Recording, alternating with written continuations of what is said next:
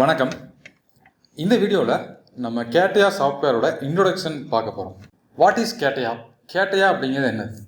CATIA அப்படிங்கிறது computer aided 3 dimensional interactive application.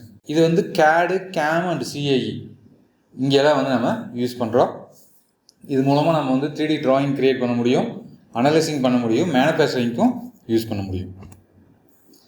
இது யார் டெவலப் பண்ணாங்க, இதோட ஹிஸ்ட்ரி என்ன அப்படின்னு பார்த்தீங்கன்னா, மிஸ்டர் ஃப்ரான்சிஸ் பெர்னால்டு அப்படிங்கிறவர் 1977 ஏர்கிராஃப்ட் மேனுஃபேக்சரிங் பண்ணுறதுக்காக இந்த சாஃப்ட்வேரை டெவலப் பண்ணார்.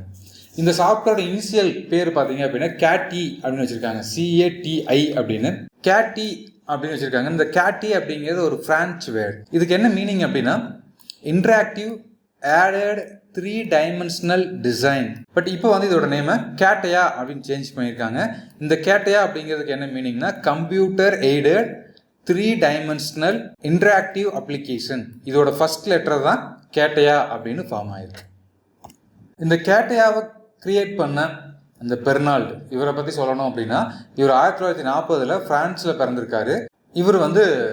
இவர் வந்து மாஸ்டர் டிகிரி ஏரோஸ்பேஸ் இன்ஜினியரிங் முடிச்சிருக்காரு. இவர் தான் வந்து CATIAவை டெவலப் பண்ணவர். அது மட்டும் இல்லாமல் கோ-ஃபவுண்டர் ஆஃப் Dassault சிஸ்டம். இந்த CATIAவை டெவலப் பண்ண Dassault சிஸ்டத்துக்கு இவர் வந்து கோ-ஃபவுண்டராக இருந்திருக்காரு. இவர் வந்து Dassault சிஸ்டத்தில் ஃபஸ்ட்டு ஜென்ரல் மேனேஜராகவும் இருந்திருக்காரு. இந்த Dassault சிஸ்டம் அப்படிங்கிற கம்பெனியை யார் டெவலப் பண்ணாங்க அப்படின்னா, மார்செல் Dassault. ஸோ அதனால தான் இந்த கம்பெனிக்கு பேர் வந்து Dassault அப்படின்னு வச்சுருக்காங்க. 22 ஜனவரி 1892 பிறந்திருக்காரு. இவர் வந்து 94 வயசு வரைக்கும் இருந்திருக்காரு. இந்த ஃபோட்டோ பார்த்தீங்க அப்படின்னா ஒரு 1912 எடுத்த ஃபோட்டோ இது. இவர் இருந்தபோது வந்து இவர் நிறைய கம்பெனிஸ் எல்லாம் வந்துட்டு ஸ்டார்ட் பண்ணியிருக்காரு. குரூப் Dassault ஏவியேஷன், அப்புறம் வந்து Dassault சிஸ்டம். ஸோ இது மாதிரி நிறைய கம்பெனிஸ் அவர் ஸ்டார்ட் பண்ணியிருக்காரு. அவரை பற்றியான ஒரு ஆட்டோ பயோகிராஃபிங்கோட அவர் எழுதியிருக்காரு. அந்த புக் இப்போவும் கூட அமேசானில் அவைலபிளாக இருக்குது. இவரை பற்றியான இன்னும் தகவல்கள் நீங்கள் தெரிஞ்சுக்கணும் அப்படின்னா கீழே வெப்சைட் இருக்குது. இந்த வெப்சைட் போய் செக் பண்ணி பாருங்கள். இவரை பற்றியான இன்னும் நிறைய தகவல்கள் நீங்கள் தெரிஞ்சுக்க முடியும். ஸோ நெக்ஸ்ட் நம்ம இந்த Dassault சிஸ்டம் இதுக்கு வரலாம். இவங்க தான் வந்துட்டு சாஃப்ட்வேர், இந்த CATIA அப்படிங்கிற சாஃப்ட்வேரை டெவலப் பண்ணுறாங்க. அந்த கம்பெனி இவங்க தான். இது வந்து ஒரு 3D எக்ஸ்பீரியன்ஸ் கம்பெனி. இது யூரோப்பன் சாஃப்ட்வேர் கம்பெனியாக இருக்குது. இது ஹெட் குவார்ட்டர்ஸ் வந்து ஃப்ரான்ஸில் இருக்குது. இவங்க வந்து 3D டிசைன் பண்ணக்கூடிய சாஃப்ட்வேர்ஸ், அனலைசிங் பண்ணக்கூடிய software, product life cycle management software, இது மாதிரி நிறையா சாஃப்ட்வேர்ஸ் வந்துட்டு இவங்க டெவலப் பண்ணி மார்க்கெட்டில் அவைலபிளாக இருக்குது. இவங்களை பற்றி நீங்கள் நிறைய தெரிஞ்சுக்கணும் அப்படின்னா நீங்கள் வந்துட்டு இந்த 3ds.com அப்படிங்கிற வெப்சைட் செக் பண்ணி பார்த்தீங்க அப்படின்னா இதை பற்றியான நிறைய தகவல்கள் தெரிஞ்சுக்க முடியும். அடுத்தது இந்த Dassault சிஸ்டத்துலேருந்து வரக்கூடிய மற்ற என்னென்ன சாஃப்ட்வேர்ஸ் வருது அப்படின்னு நம்ம பார்க்கலாம். இந்த CATIA அப்படிங்கிற சாஃப்ட்வேர் இப்போ நம்ம பார்த்துட்டு இருக்கோம். இது வந்து Dassault சிஸ்டத்துலேருந்து வருது. அது மட்டும் இல்லாமல் SolidWorks, ஃபேமஸான இந்த SolidWorks சாஃப்ட்வேரும் Dassault சிஸ்டத்துலேருந்து தான் வந்துட்டு இருக்கு. அது மட்டும் இல்லாமல் இன்னும் நிறைய சாஃப்ட்வேர்ஸ் வந்து இவங்க நம்ம மெக்கானிக்கல் அண்ட் தென் எலக்ட்ரிக்கல் இது மாதிரி செக்டரில் நிறைய டெவலப் பண்ணிட்டு இருக்காங்க. இவங்களோட ஆஃபீஸ் உலகம் முழுவதும் நிறைய நாடுகளில் இருக்குது. இந்த ரிலீஸ்டு ஹிஸ்ட்ரி ஆஃப் CATIA, இந்த CATIA அப்படிங்கிற சாஃப்ட்வேர் பார்த்தீங்க அப்படின்னா 1981 தான் இதோட ஃபஸ்ட்டு ரிலீஸ் வெளியே வருது.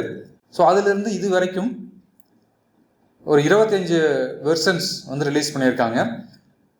ஸோ முன்னாடி ஸ்டார்ட் பண்ணும்போது V1, V2, V3 அப்படின்னு V5 வரைக்கும் வந்துச்சு. அதுக்கப்புறம் கண்டினியூஸாக V5 தான் தொடர்ந்து ஒரு 5 வருடங்கள் இருந்திருக்கு. அதுக்கப்புறம் 2009 V6 ரிலீஸ் ஆச்சு. அதுக்கப்புறம் என்ன பண்ணிட்டாங்க அப்படின்னா மறுபடியும் V5 கொண்டு வந்தாங்க. மறுபடியும் V6 ரிலீஸ் ஆகிருக்கு. அதுக்கப்புறம் இது ரெண்டையும் கம்பைன் பண்ணி V5 அண்ட் V6 அப்படிங்கிற நேமில் இவங்க கண்டினியூஸாக அப்டேட் மட்டும் கொடுத்துட்ருக்காங்க. இப்போ 2021 வரைக்கும் 6/31 ரிலீஸ் 31 வந்து 2021 ரிலீஸ் பண்ணியிருக்காங்க.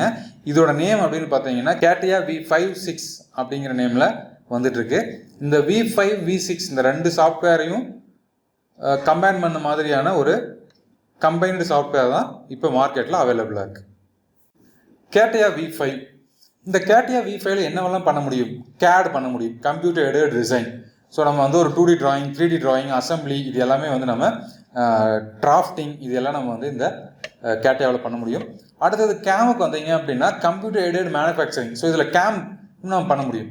இதில் வந்து நமக்கு ஒரு ப்ரோக்ராம் கிரியேட் பண்ணுறது, CMM, அப்புறம் வந்து 3D பிரிண்டிங் இது மாதிரி பண்ணக்கூடிய இதுவும் நம்ம பண்ண முடியும். அது மட்டும் இல்லாமல் கம்ப்யூட்டர் எய்டட் இன்ஜினியரிங் இங்கேயும் வந்துட்டு நம்ம யூஸ் பண்ண முடியும். ஸோ CADலையும் யூஸ் பண்ண முடியும், CAMலையும் யூஸ் பண்ண முடியும், CAE-லையும் யூஸ் பண்ண முடியும். ஸோ இந்த CATIA அப்படிங்கிற சாஃப்ட்வேர் இது எல்லா ஃபீல்டுலையும் நம்ம யூஸ் பண்ண முடியும்.